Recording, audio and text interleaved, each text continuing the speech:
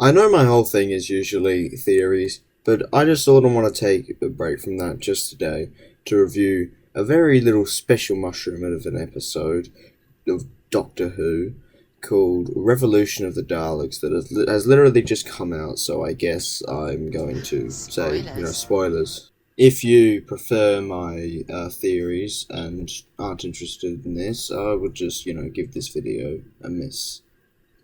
So you can do that.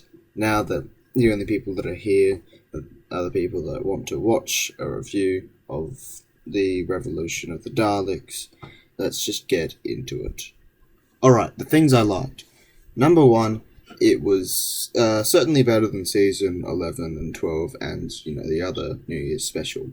The writing had improved, the dialogue had sort of almost kind of improved, and so it was more than slightly better than 11, slightly better than 12, and it was alright compared to especially 11. I also liked, the prison. I thought it had a cool design. It was aesthetically pleasing. I liked how the Doctor. It felt like the Doctor to say hi to like the cameras and to start trying to have a nice chat with all, the other prisoners. And I thought it was very Doctory to try to tell herself a bedtime story, and the fact that the Doctor knew, Harry Potter off by heart. And I can't, say enough how much I liked when the Doctor talked to the other prisoners and how many callbacks there were. There were great callbacks to old monsters. I especially liked the ones that Chris Chibnall hadn't made. Anyway, transitioning to things I didn't like. Number one, that prison thing ended way too quickly. I mean, Captain Jack just had a thing that did a thing, and they were out into the TARDIS. And also, they just dropped that they had been there for 20 years. Like, both of them? I mean, Jack said 19, to be fair. But the Doctor said decades, and assuming Jack came as quickly as possible, the Doctor they had both been there roughly 20 years, give or take.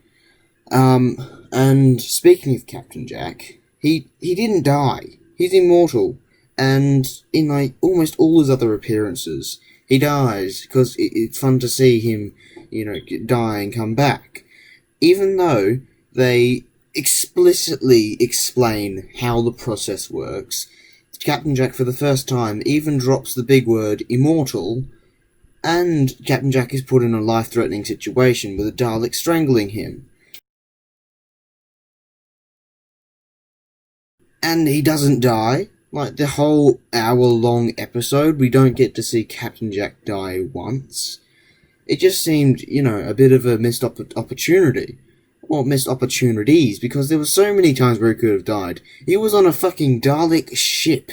He was being attacked several times. Someone, that Donald Trump clone could have even had a gun and just gone, "Surprise, motherfucker," and shot him. And that could have been, another point on why he was an awful person. And, number two. Nobody remembers the huge-ass Dalek invasion from the end of Season 4. This is something that always annoys me, because, no one remembers it. In Season 5 it was mentioned that it was unusual for Amy not to remember it, and yet, no one else ever brings it up. This huge Dalek invasion that happened all around the world. I mean, someone has pointed out to me that the universe reset in the end of Season 5 might have changed the whole Dalek invasion, but I don't know. I don't think so. But what really annoyed me was how going off the whole Dalek invasion. What really annoyed me is that Graham called back a line that he said in his first appearance. That was the stupidest line ever. I even made an entire video about how stupid that line was. Okay, number 3. The episode makes the companions having to wait 10 months out to be this really tough thing. Like, oh, poor you. Or what an awful thing to happen. 10 entire months? Like, when the Doctor and Jack had just been in space prison, for 20 years, And if you want to make it a competition for who has to wait the longest for the Doctor, you're not even close.